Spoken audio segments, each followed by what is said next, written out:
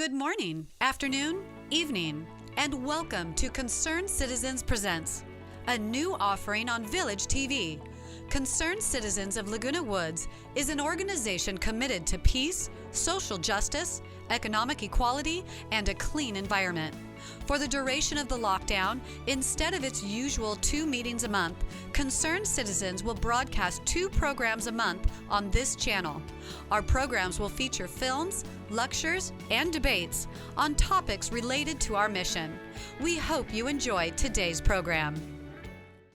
Welcome to Concerned Citizens Presents. My name is Suzanne Modell, and I'm chair of the Concerned Citizens Program Committee, which is responsible for planning these broadcasts. Today, our committee is divided to present Misty Kuhl, coordinator for Native American outreach at Rocky Mountain College in Billings, Montana. Her job description includes recruitment, retention, fundraising, and enlightening non-Indians like us about the history and culture of Indigenous communities.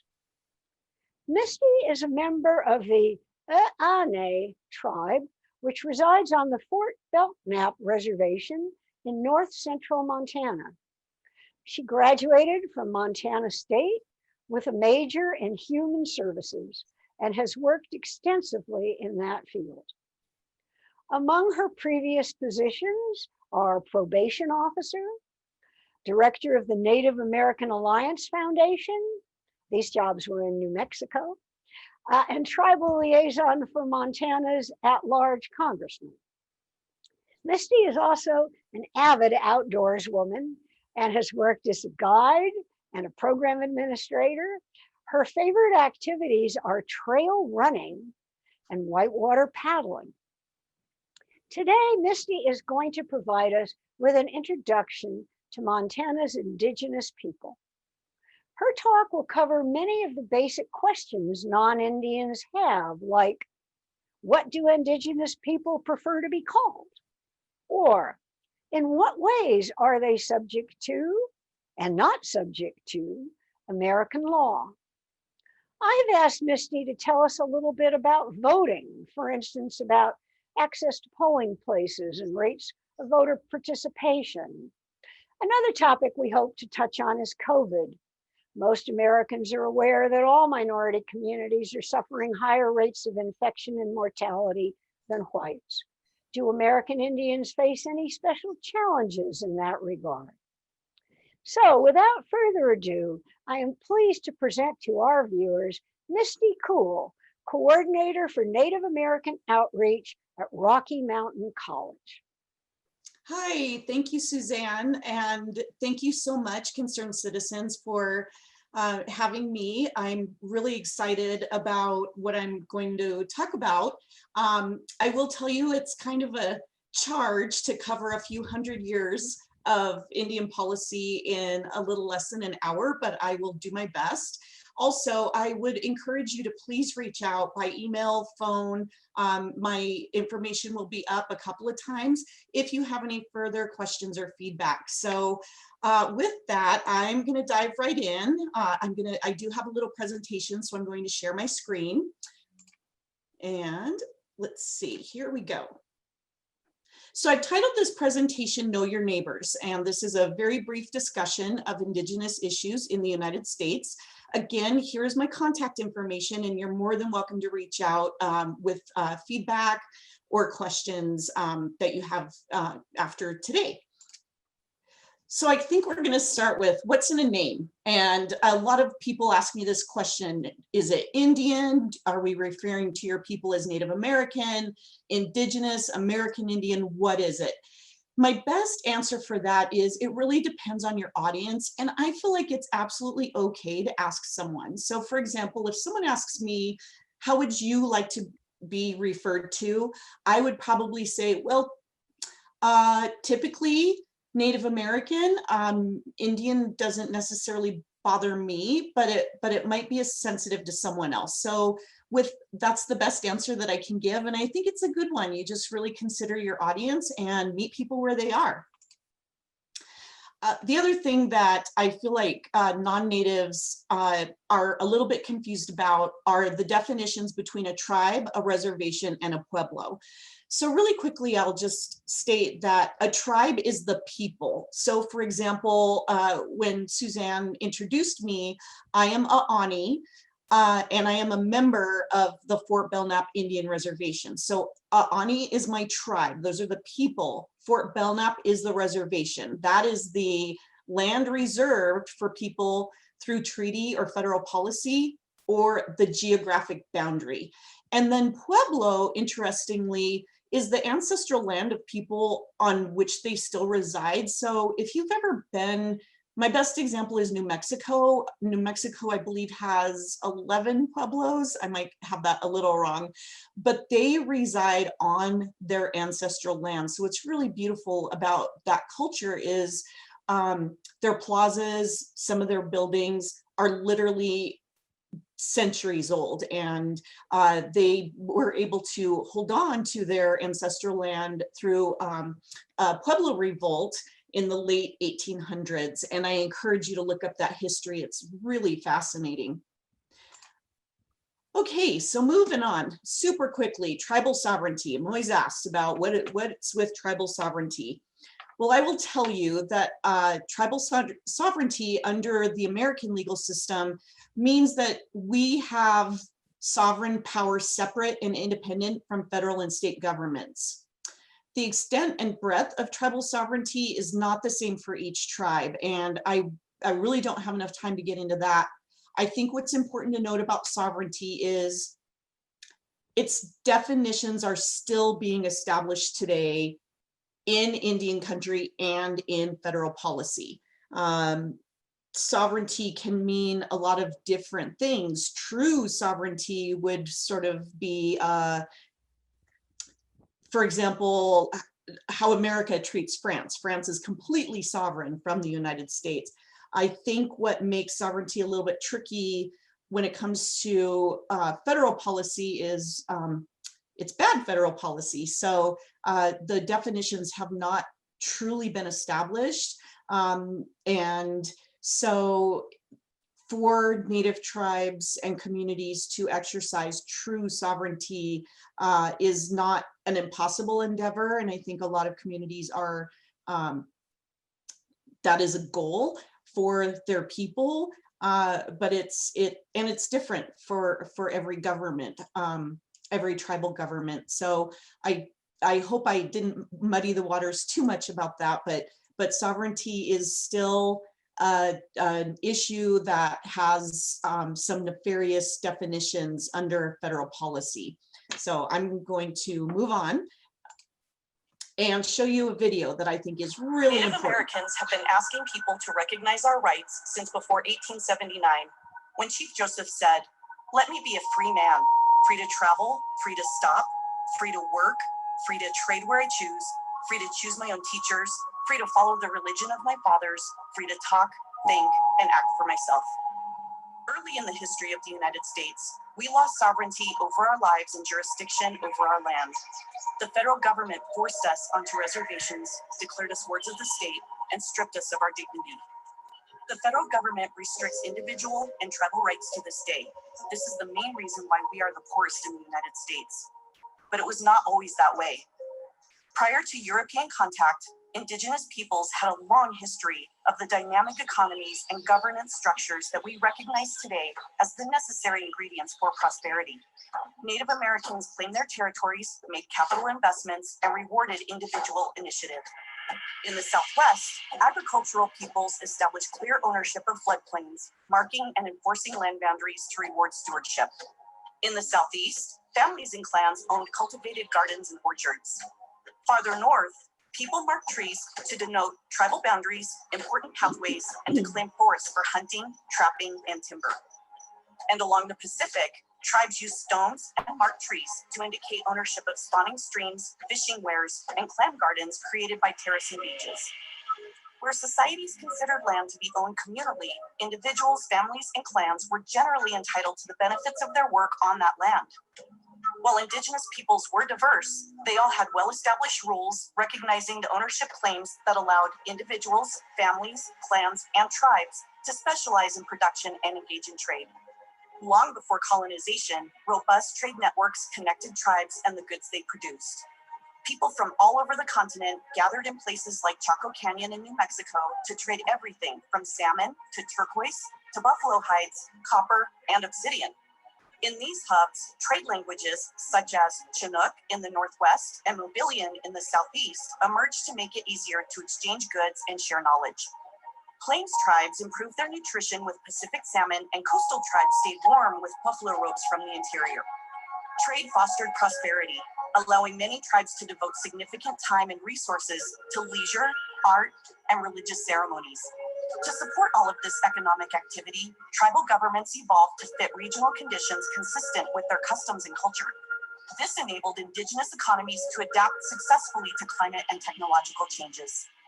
Indigenous traditions of treaty making and trade allowed Native Americans to adapt and prosper by trading with Europeans who brought beads, steel, horses, and other new commodities. Plains Indians, for example, became very successful horse societies. Native Americans didn't simply survive, they thrived. Eventually, however, as European settlement expanded, these dynamic, decentralized Indigenous institutions were forcibly replaced by centralized federal authority. This had dire consequences for Native Americans. Tribes were driven from their traditional territories and onto reservations where tribal practices like the Sundance and potlatch were banned.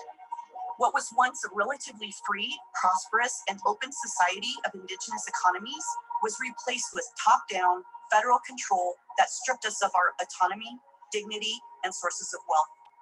In order for us to prosper again, we must regain the freedom and sovereignty to enjoy the same rights that other Americans take for granted.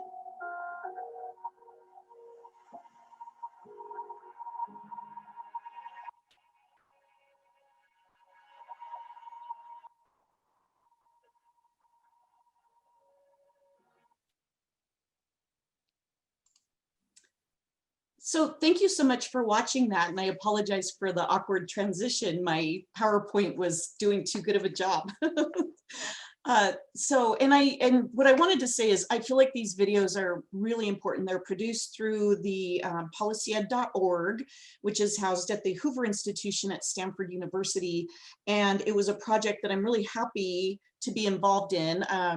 You might get tired of my voice since I am the narrator of those videos. And the reason I feel like they're so important is because they're very simple, understandable, digestible ways of explaining centuries of economic development in Indian country that is not specific to one region. So again, thank you so much for watching those, and we'll have 2 more as we're going forward. So we're going to transition quickly to citizenship and voting. I think it's important to note that American Indians were recognized as actual people by the Supreme Court in 1879. There was a landmark case, Chief Standing Bear versus General Crook, that went to the Supreme Court, where the judge ruled that, and you heard it right, that Native American people were actual human beings. So I'm pretty grateful for that. And American Indians became citizens in 1924 and also citizens of the state in which we lived.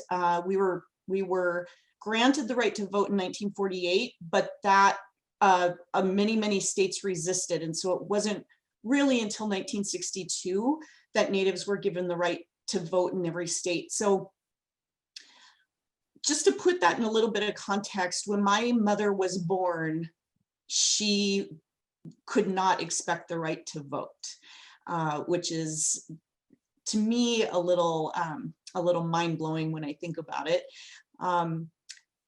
Let's talk about voting for a minute. Native voter turnout is not great. It's typically between 5 and 14% less than non-natives, and that is according to the National Congress of American Indians.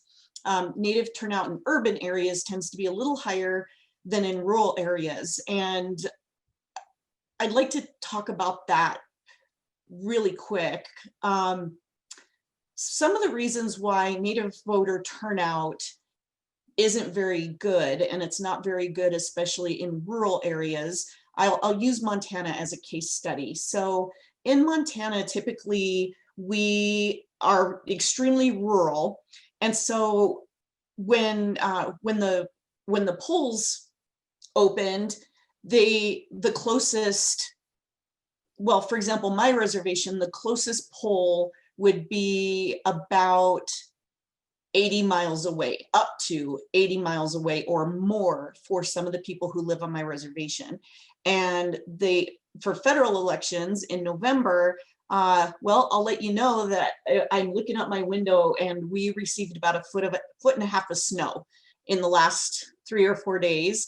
So as you can imagine, getting in your car and driving 80 miles or so on pretty bad roads in a snowstorm to vote is probably not that appealing. and it truly isn't. And I don't mean to make a joke about it. It's become such a serious issue that we have sued our government for not only the right to vote, but a way so that our conditions are acknowledged and that the state make considerations so that we can turn in our ballots. So this year, each reservation does have a physical place for Native people to turn in their ballots, and that is definitely a step in the right direction. Some other issues that are prohibitive to Natives voting are, like I said, weather, how we're so rural. Also, a lot of our elders who live in their homes don't have access to even get their ballot to a polling station. And up until recently, we couldn't have someone else pick up our ballot and turn it in for us. But that is changing. And that's actually being sort of decked out right now in our courts, which is great. And then another reason that I think a lot of non-natives take for granted is on some reservations and Indian communities, almost half of people do not have a traditional address. So when I was growing up, I had an address. I think our mailing address was like Rural Route 1, post office or mailbox 3 miles in from mile marker 22. And so even getting a ballot can be a challenge. And so those are some of the issues that Natives face when it comes to voting.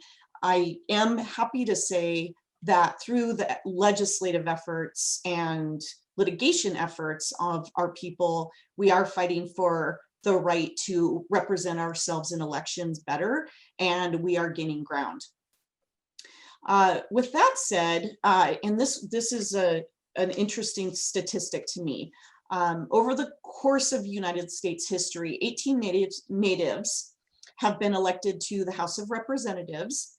4 currently serve, including 2 women, and 4 historically have been elected to Senate, and they are all deceased or retired. And so I am pretty proud to say that we currently have 4 Native Americans serving. I really don't have a good answer to why overwhelmingly more Natives have been elected to the House of Representatives than to the Senate. I think that, in fact, I'm planning later to take my own time to find an answer to that question. So if I solve that mystery, I promise to share that with you if you want it. So we're going to move on a little bit and talk a little bit about American policy. So as you can see, and this is federal policy. Each of these eras have been submitted as policy to Congress and approved, and starting with colonialization. Termination was, as it sounds, terminating. There was a policy to simply eradicate Native Americans. And then there was a treaty era where the federal government agreed to enter into treaties with Native American communities in exchange essentially for land. Reorganization is the era when Native American people were moved to reservations. Allotment was a time where reservation land was divided into sections and quote unquote given to the head of a household of a Native family with a hoe and a sack of seeds, and that was an endeavor by the federal government to continually shrink the amount of land Native Americans occupied so that homesteaders had the opportunity to buy it. Again, I just want to mention, I'm cramming a lot into a short time, very oversimplifying things. At the end, I do have a recommended reading list, and I absolutely encourage you to do some of your own research on these eras. Boarding school era, the policy there was to basically kidnap children and put them in boarding schools as a way to assimilate them into white culture. So this is what we're talking about when Native American children were forced to school and had to wear shoes and cut their hair. We were punished for speaking our language. During this era, there were some tribes who totally lost their indigenous language. And then relocation is an actually pretty recent era where the federal government paid families to literally relocate. So for example, I know people from my reservation, their families were paid to move to Dallas and given a stipend, no job training, no tools whatsoever for these families to go from such a rural community to decidedly urban. And it was during this period that a lot of families were fractured. Substance abuse became pretty rampant for families that were relocated, and it was an absolute failure to the point where most of those families are back. And then self-determination. This is policy under the Nixon administration, acknowledging that we are sovereign, that we can make our own decisions. And the jury's still out on how this one's going, but that was a landmark policy change, and that many of us are very, very happy that happened. So there's American policy in a nutshell. We'll talk about workforce a little bit. So Native Americans are similar to whites in terms of factors as age, sex, education level, marital status, and state of residence. When they are similar to whites, contemporaries, their odds of being employed are still 31% lower than those of whites. Alabama has the lowest white employment rate at 73.9%, and that is still higher than Native Americans' highest rate. So, which is in Nebraska at 73.4%. So the lowest white employment rate is higher than Native Americans' highest employment rate. So there's definitely a disparity there when it comes to workforce. And in fact, it's about 20% in employment rates of whites and Native Americans in Montana, which I think is a pretty good snapshot for the US. 17% of Native American high school graduates attend college with about a 37% graduation rate. I would like to say at Rocky Mountain College, where I'm the director of Native Outreach, we do better than that, but it's a huge struggle, and that's an entirely different presentation for the challenges that students face, Native American students face when they attend college, and even the process of getting into college. And as you can see, Men are more likely to be employed than women in Indian country, but that gender gap is actually smaller than for whites. So I feel like that's a little bit of good news. And I'm often asked about casinos. Does your tribe have a casino? Yes, my tribe has a casino. However, the closest town of any size still only has 1,000 people. And my reservation is in the middle of nowhere. I always joke, when you hit nowhere, take a left. That's where Fort Belknap is. So we do have a casino. It's not a lot of people go there, and most of the people that do are actual tribal members. So, but in the US, we have 567 federally recognized tribes in the United States total. Of those, 238 of those tribes operate 474 gaming facilities in 28 states. And I'd like to talk about the pros and cons of that a little bit. So I'd say that the pros of casinos are they create employment opportunities for tribal members. Many tribes that have casinos invest in their communities and build housing and wellness centers and economic development centers and add more programs to their tribal colleges. I have been to tribes that have so successfully managed their gaming facilities and invested in their communities that they've seen diabetes go down, employment go up, poverty go down. There's a tribe in southern Louisiana, the Coushatta tribe. They're actually the biggest employer in their county. And so there are tribes that are managing casinos very, very successfully and effectively. However, the other side of that looks a little grim, and I don't mean to pick on my tribe, but most of the folks that frequent our casino are tribal members. We are already steeped in poverty. It's undeniable that gaming can be an addiction. And so what's happening for some tribes, they're not a draw for tourism whatsoever. So I feel like it really is sort of a cancer in our communities when it's just tribal members that are developing problems with gambling, quite honestly. I think that another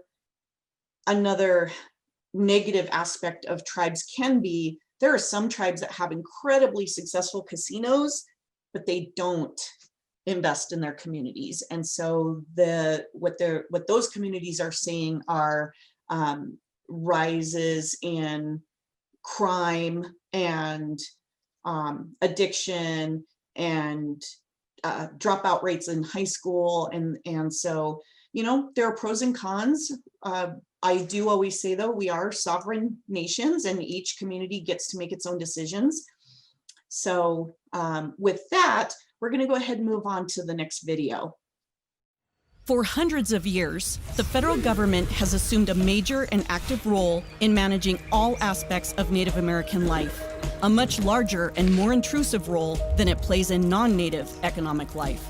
Even before our ancestors were forced onto reservations, the U.S. Supreme Court declared that the federal government functions as our guardian. We were reduced to the status of dependent wards, but the federal government failed to protect us and actually helped extract resources from our lands for the benefit of non-natives. Reservation boundaries were often drawn and redrawn to exclude us from valuable resources like arable land, gold, and oil. The Dawes Act of 1887 was billed as a way of integrating Native Americans into American society and assimilating us as independent yeoman farmers. Indians were allotted 160-acre parcels, but did not get title to the land, which was held in trust by the federal government because, according to the government, we were not competent and capable. In practice, this allotment era further eroded our individual rights and tribal sovereignty, removing millions of acres from tribal jurisdiction. Things actually became worse in 1934 when Congress eliminated the pathways to securing legal land title and locked our land into federal trust in perpetuity. Many rules and regulations affecting tribal lands are still dictated from Washington, D.C., where the Bureau of Indian Affairs oversees the management of 56 million acres of Indian country. Tribal governments and members remain legally obligated to defer to federal agencies on everything from land use decisions to managing a loved one's inheritance. Most tribal governments rely on grants allocated by D.C. politicians and tied to meeting federal priorities rather than community ones. Over the centuries, a constantly changing regime of federal policies overturned economies based on entrepreneurship and replaced them with economies dominated by government interests. Starting a business is now very slow and difficult because without federal approval, tribes and individual natives cannot use trust land as collateral to obtain loans.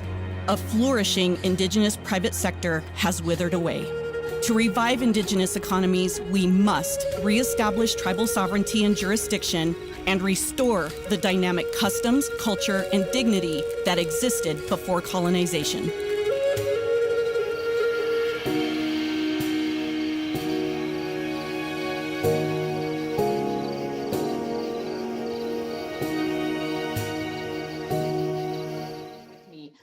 The beginning of that video just really set a tone that of the complicated jurisdictional and policy issues that Native Americans face when trying to establish small business. So I'm happy to provide links to these videos so that you can watch that in full. But in the interest of time, I'm just going to keep on trucking. So this next one, some of what I'm about to say coming up might be a little uncomfortable, but I always endeavor to be as authentic and truthful as possible in this presentation. So I'm gonna answer some frequently asked questions. Is Washington Redskins really offensive? In my opinion, it didn't used to be. It wasn't. In fact, when I was growing up, the Redskins were my favorite team. When I was in second grade for a writing assignment, we had to write to a sports team. And this was in the mid 70s. And I chose the Redskins because they were named the Redskins. And they sent me back team photos and pencils and stickers. And so for many, many, many, many years up until recently, I did not consider Redskins offensive. I also have been of the opinion, and this is my opinion only, I feel that as Indigenous people, we should be pouring our energy into solving some of our other problems than worrying about a team name. So what I mean by that is if we could pour our energy into helping our communities heal the unemployment rate, the rate of diabetes, suicide, I'll get to this in a minute, missing and murdered Indigenous women, I feel like those topics deserve more energy than the names of sports teams or offensive names. However, I think it was last year's Super Bowl, I'm not great with football, the Chiefs played. And before the game, the team had put out a statement asking for fans not to show up in headdresses and do the tomahawk chop. And from what I saw, thousands of people did it anyway. So even though I might not find the name offensive, what I do find offensive is the blatant disregard for to honor other people, to honor their wishes, to, if that offends you, then I won't do it. But these are people who didn't care that it was offensive, and that offends me. So I hope that it's my answer. I can't answer on behalf of all of Indian country, but that is my answer. And I hope that provides some context to how complicated that question really is.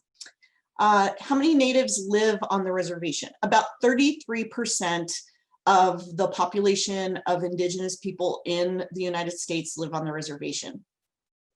The other percentage clearly live in more urban areas, or the other thing though is the geographical boundary of the reservation. Many Native Americans live right across the border, if you will, but you know, they wouldn't be counted for living technically on the reservation. Why are more natives getting COVID and dying from it, excuse me. Whew, this is a good one, or not a good one, it's a bad one, that this is even a question. Again, this is my opinion only, but and backed up with I hope good research and information and data. I think that natives are getting COVID, and it's being spread rampantly in Indian country, because one thing that a lot of non-natives don't understand is on the reservation, many generations live under one roof. And so if one person gets COVID in a family and they go home, which everybody has a right to go home, they live in a single family home that typically isn't that big with a lot of people, and isolating or self-quarantining really isn't an option.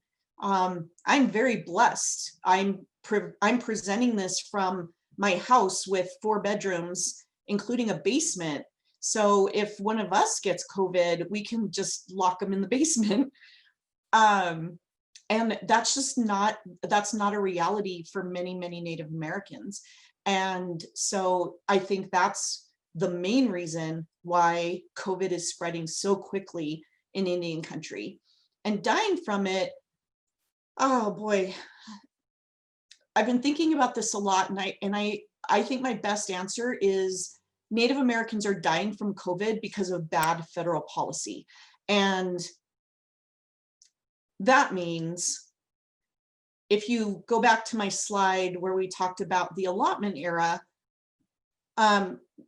during a couple of those eras, one of the promises that the federal government made to Native American people as a treaty, as an agreement and exchange, was food and nutrition. And the diet, our diet switched from primarily wild game in my region, buffalo, but primarily wild game and fresh fruits and vegetables and organic and lots of fiber. Our diet transitioned very quickly to processed food, lots of sugar and carbohydrates, which our bodies just simply weren't used to. And so we're looking at a few decades later, we still haven't evolutionarily, sorry about that. We still haven't evolutionarily caught up to that diet. So Native Americans are 7 times more likely to have diabetes than non-natives. And with that come a plethora of other issues during those eras, which were extremely traumatic to our people. And so we have other issues like substance abuse and depression and anxiety. So the bottom line is, many of us simply aren't healthy. And if we've learned anything from COVID, that vulnerable people are more likely to die from COVID. And in Indian country, we have a large population that are very vulnerable. So, which I think, in my opinion, boils down to bad federal policy. Why are Indigenous women more likely to go missing or be murdered? I'm going to say again, I think it's bad federal policy. Unemployment, addiction, abuse, neglect, poverty, broken families, those are a reality in Indian country.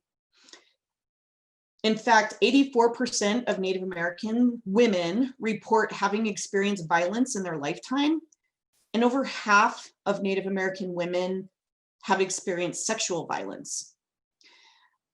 The other piece of this is many Native communities lack the technology to effectively track any kind of statistics, but particularly or any kind of systematic reporting if someone were to go missing.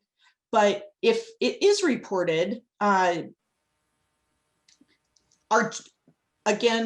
you're going to hear me say bad federal policy maybe a few more times before over the next 15 minutes. We have jurisdictional issues that are really challenging. So in a non-native system, if someone were to go missing, they would call the local law enforcement, so the city or county police, and then that could potentially ramp up to FBI, and there would be an all points bulletin and a frantic search for someone missing. If a native person on a native jurisdiction goes missing, sometimes there isn't a local law enforcement. Quite literally, there are many Native communities that don't have a local law enforcement, and they have to depend on the county or the state to respond to any crime or any person missing. Well, then that can get tricky because those local law enforcement agencies may argue over who truly has jurisdiction and saying, hey, wait a minute, you're sovereign, therefore this is a federal issue. Well, then we've got the Bureau of Indian Affairs that has law enforcement, but then there's also FBI, and I could probably keep going down this wormhole, but I think at this point you might get it. So I'll just sort of sum all this up with a statistic. According to the most recent statistics, over 6,000 women were reported as missing in Indian country, and only a little over 200 of those were actually logged into the Department of Justice database. So why Native American women are more likely to go missing or be murdered is, in my opinion, a social issue that was driven by our relationship with the federal government. Why they're not being found or reported or treated with the honor and dignity that they deserve, that we deserve, is bad federal policy and the jurisdictional web maze that families have to go through when they have a family member for whom that happens. So I know that's grim, but it's very real. And however, the good news is strides are being made in changing that. So our current president signed an executive order creating a task force to address this issue. And many states are following suit. And this is providing the resources, including funding, to create new and better reporting systems, but also awareness and educational opportunities. So I'm pretty excited about that we're getting there. And let's see. So we're gonna talk about suggested reading. So here's just a quick list, very small, of some books that I think every person in America should read, particularly, well, I don't want to single any of them out, but I will say I Am a Man by Joe Starita is a biography of Chief Standing Bear. If you remember, I talked about the Supreme Court case that identified Native Americans as human beings. That's this book, and it's really fascinating. So I've got one more video for you, and then we're gonna wrap up. As Native Americans work to rebuild our nations and renew our economies, it is time to finally liberate tribes and tribal members from federal oversight. While the federal government must abolish its discriminatory laws, Indigenous communities must also strengthen their own tribal laws. Across the country, Indigenous communities are reforming their governments and reviving private sector economies. Tribes with diverse languages and cultures are reasserting jurisdiction over their land and people, reestablishing tribal sovereignty. Beyond escaping oversight from the federal government, successful tribes are actively restoring the rule of law to spur increased economic activity. That means clarifying tribal jurisdiction, upholding and enforcing contracts, and creating an attractive investment climate, critical for encouraging economic activity. Tribes like the Pasca Yaqui are establishing independent judiciaries or relying on arbitration like the Navajo Nation peacemaking program to settle business disputes without political manipulation. In Nebraska, the Winnebago tribe built a casino to generate an influx of capital for their nation. This was the first step of a strategic plan for meaningful self-governance and economic prosperity. Instead of only distributing profits to tribal members, the Winnebago tribe established Ho-Chunk Incorporated, an independent economic development corporation that financed the infrastructure necessary to attract investors, businesses, and residents to the reservation and to create jobs. The Winnebago enacted and strengthened tribal laws and tax codes to free their economy from outdated federal laws and regulations. They reestablished trade with neighboring tribes. Within 1 decade, median household income increased over 60%, and reservation poverty was reduced to just 5%. By enacting tribal laws, explains legal scholar and Ho-Chunk CEO Lance Morgan, the tribe expands and flexes its sovereignty. It's really quite simple. Federal Indian law is restrictive and tribal law is expansive. In Colorado, the Southern Ute tribe exercised their sovereignty to tap oil and gas resources without harming their natural environments. They used their oil and gas dollars to diversify their economies and provide monetary dividends, crucial infrastructure, social services, health insurance, and college education to tribal members. Across the country, diverse tribes are finding ways to benefit from modern market economies while protecting their unique customs and culture. But they have some things in common. Successful Indigenous economies have legal institutions that respect the rule of law and ensure the enforceability of contracts. Despite the persistence of colonial obstacles, many Native Americans are regaining control over their lives and their resources. This economic renaissance in Indigenous communities is about more than prosperity. It's about dignity. As Bill Yellowtail, member of the Apsallaka Crow, explains, Indian sovereignty means re-equipping Indian people with the dignity of self-sufficiency, the right not to depend upon the white man, the government, or even the tribe. This is not a new notion. It is only circling back to the ancient and most crucial of Indian values, and understanding that the power of the tribal community is founded upon the collective energy of strong, self-sufficient, self-initiating, entrepreneurial, independent, healthful, and therefore powerful individual persons, human beings, Indians.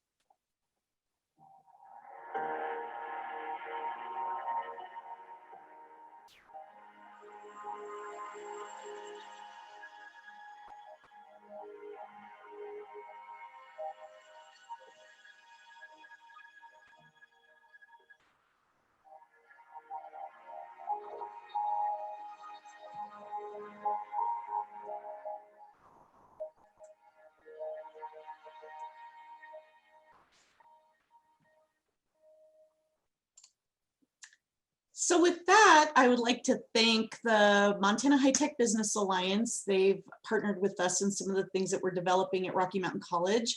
Policia.org, Hoover Institution. I was able to obtain a lot of information from the Montana Office of Public Instruction, and especially the Alliance for Renewing Indigenous Economies. And you, let's see, I'm going to try and unshare so you can see me. Actually, could you put up your first slide instead of putting me up? You Your bet. First one, the one that Very has, good. You bet. that's that one. I'd like to put that, we're going to sign off. I'd like that on the screen. You'll see. Okay, sounds good. Okay. Well, So thank you. you're welcome. So concerned citizens thanks Misty Kuhl for taking the time from her busy schedule to talk to us. This was an unusually informative presentation. It taught us a great deal that we did not know. Still, if you have additional questions, don't hesitate to contact Misty. And that's why I want this slide. You can contact her if you see the email address at the bottom of your screen, misty.kuhl, Kuhl, at rocky.edu. And Concerned Citizens thanks you, our audience, for watching this broadcast. As long as the lockdown persists, Concerned Citizens Presents will continue producing programs for your home enjoyment. Please join us for another episode soon.